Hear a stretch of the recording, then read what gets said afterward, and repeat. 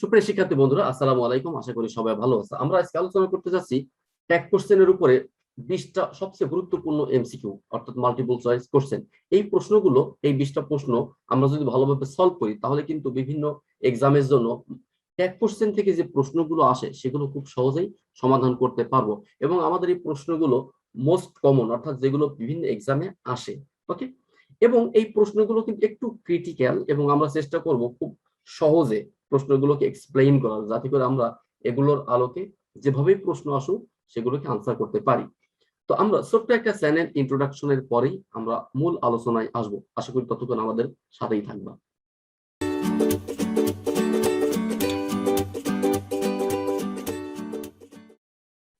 Most important 20 MCQs tag question. Question number 1, the father rose in him. আচ্ছা, এখানে একটা বিষয় খেয়াল করো, দ্য ফাদার, এই ফাদার কিন্তু আসলে পিতা বোঝাচ্ছে না, এটা বোঝাচ্ছে পিতৃত্ব। আচ্ছা, এক্ষেত্রে আমরা আরেকটা বিষয় ক্লিয়ার করতে চাই, সেটি হচ্ছে ট্যাগ কোশ্চেনের ক্ষেত্রে আমরা জানি সেন্টেন্স যদি অ্যাফার্মেটিভ হয় তাহলে ট্যাগ হবে নেগেটিভ, আর সেন্টেন্স যদি নেগেটিভ হয় তাহলে ট্যাগ হয় কি অ্যাফার্মেটিভ। অর্থাৎ সেন্টেন্স হা বোধক হলে ট্যাগ হবে না বোধক, আর সেন্টেন্স না বোধক হলে ট্যাগ হবে হা বোধক। তাহলে এখানে ফাদার কিন্তু আসলে পিতাকে বোঝাচ্ছে না, ফাদার বলতে পিতৃত্ব, অর্থাৎ এটা বস্তু।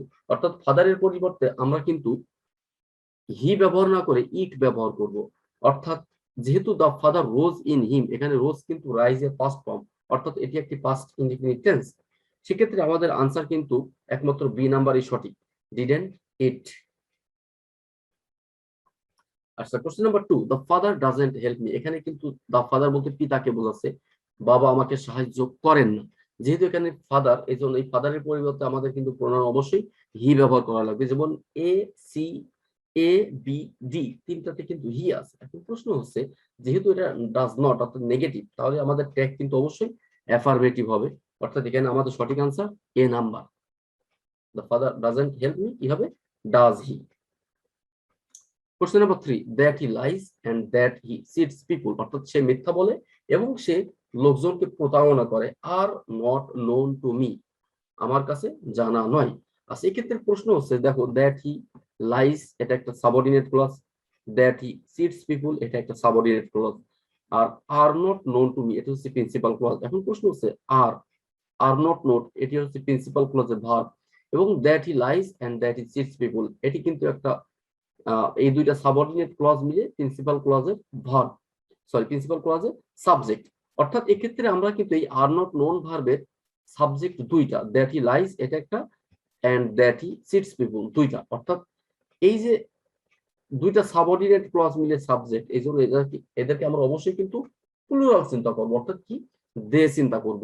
তাহলে আমরা কিন্তু এ এবং সি তে দে আছে। প্রশ্ন হচ্ছে, যেহেতু আমরা ট্যাগ কোশ্চেন করার ক্ষেত্রে আমরা অবশ্যই মনে রাখবো যে ট্যাগ কিন্তু অবশ্যই প্রিন্সিপাল ক্লজ অনুযায়ী হবে। তাহলে প্রিন্সিপাল ক্লজের ভার্ব কোনটা, আর নট নোন। অর্থাৎ আমাদের ট্যাগ কিন্তু হা বোধক হবে, যেহেতু এখানে নেগেটিভ আছে। তাহলে কি হবে, are they. Question number 4, what a shame.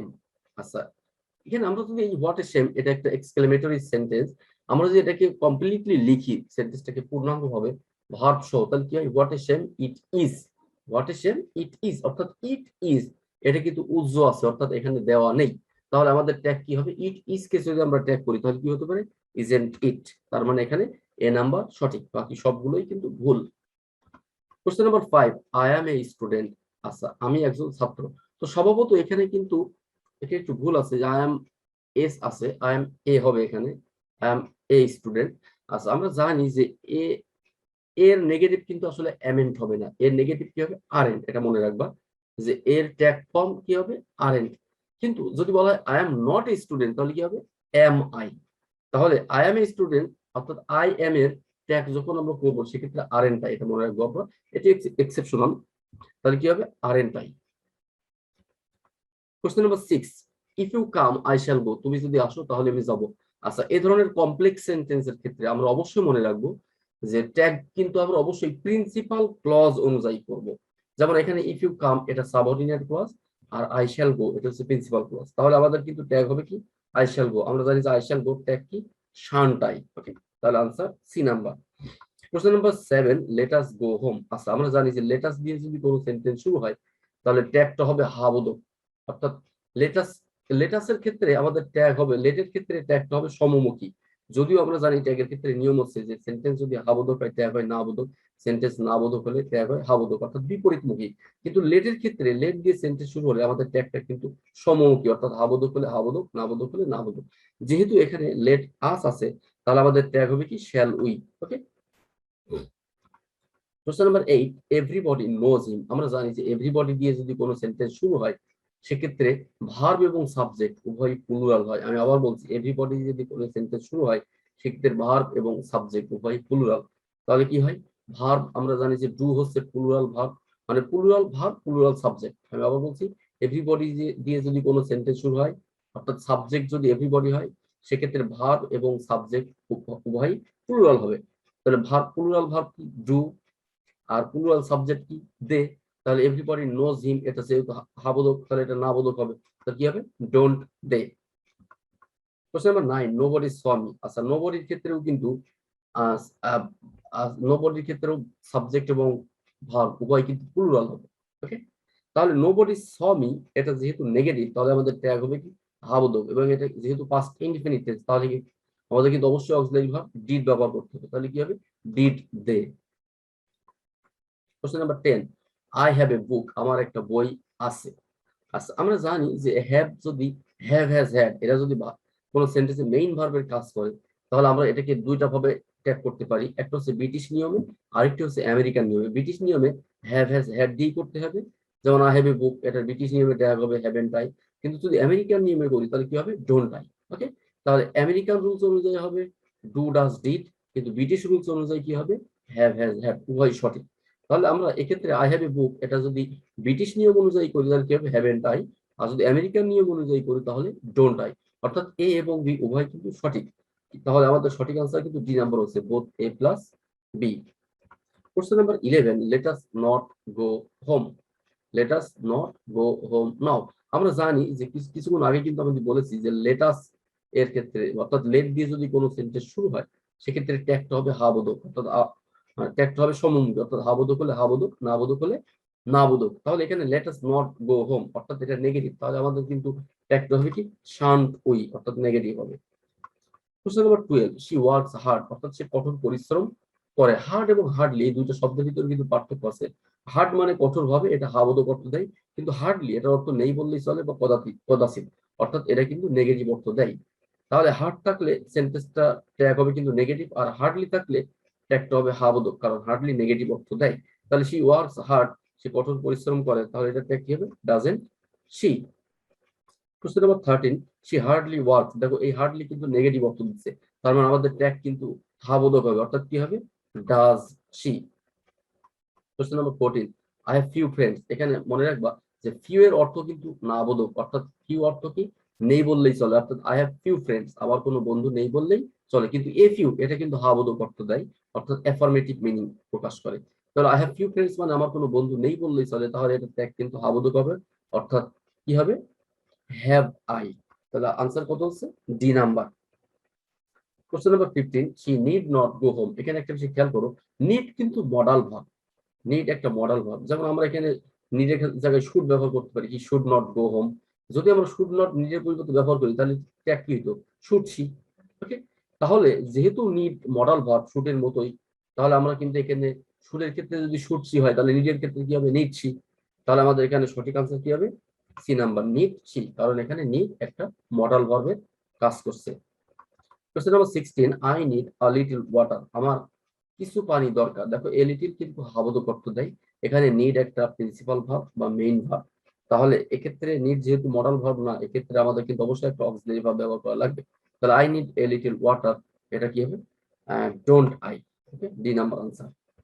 Question number 17, I along with my friends am going দেয়ার।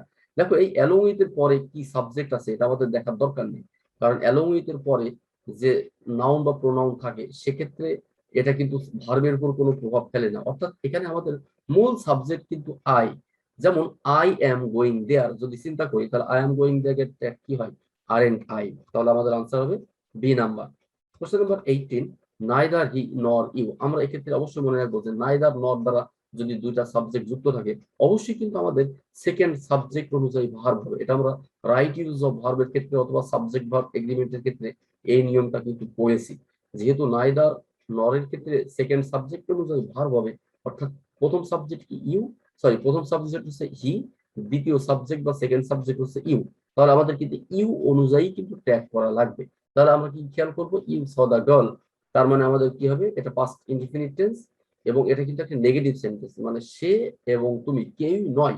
তাহলে নেগেটিভ সেন্টেন্স, তাহলে আমাদের ট্যাগটা কিন্তু হা বোধক হবে এবং পাস্ট ইনডিফিনিট টেন্স, এই জন্য আমাদের ডিড হবে। তাহলে কি হবে, ডিড ইউ। তাহলে আমাদের ট্যাগ হচ্ছে B number. Question number 19, she had a few pens, তার কিছু কলম ছিল। দেখো এখানে এ ফিউ বলতে কিছু বোঝাচ্ছে এবং হ্যাড এখানে মেইন ভার্ব। তাহলে আমরা কি করতে পারি, যে she had a few pens, তার কিছু কলম ছিল। তাহলে আমাদের আনসার কিন্তু এখানে হ্যাডেন্ট শিও হয়, আবার ডিডেন্ট শিও হয়। যেমন ব্রিটিশ নিয়ম অনুযায়ী হ্যাডেন্ট শি হচ্ছে, আর আমেরিকান নিয়ম অনুযায়ী ডিডেন্ট শি হচ্ছে।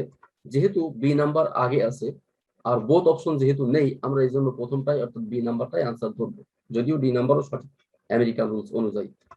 Question number 20, I had to do the work. দেখো আমাকে কাজটা করতে হয়েছিল। এক্ষেত্রে একটা বেশি খেয়াল করবা যে have to, has to, had to, আমি আবার বলছি have to, has to, had to, এদের মাধ্যমে বাধ্যবাধকতা বোঝাই এবং এদের ক্ষেত্রে ট্যাগের ক্ষেত্রে কিন্তু have to, has to, had টুর ক্ষেত্রে অবশ্যই ডু, ডাজ, ডিড ব্যবহার করতে হয়। আমি আবার বলছি যে have to, has to, had to, এরা বাধ্যবাধকতা প্রকাশ করে এবং এদের ক্ষেত্রে ট্যাগ করার ক্ষেত্রে আমরা অবশ্যই ডু, ডাজ, ডিড ব্যবহার করব। যেহেতু I had to do the work, আমাকে কাজটা করতে হয়েছিল, এই had to past infinite tense প্রকাশ করছে, সেক্ষেত্রে আমরা অবশ্যই ডিড ব্যবহার করবো, অর্থাৎ কি হবে, ডিডেন্ট আই। তো সুপ্রিয় বন্ধুরা, আশা করি তোমরা তোমাদের এই লেকচারটা খুব ভালো লেগেছে। প্রয়োজনে তোমরা ভিডিওটা বারবার দেখবে। আশা করি তোমাদের ট্যাগ কোশ্চেন সম্পর্কে কোনো প্রবলেম থাকবে না। ওকে, তো আমি আজকের মতো আমার লেকচার এখানে শেষ করতে চাচ্ছি। পরবর্তী ভিডিও দেখার আমন্ত্রণ জানিয়ে আজকের মতো এখানে বিদায় নিচ্ছি। সবাই ভালো থাকো, সুস্থ থাকো। আসসালামু আলাইকুম ওয়া রাহমাতুল্লাহ।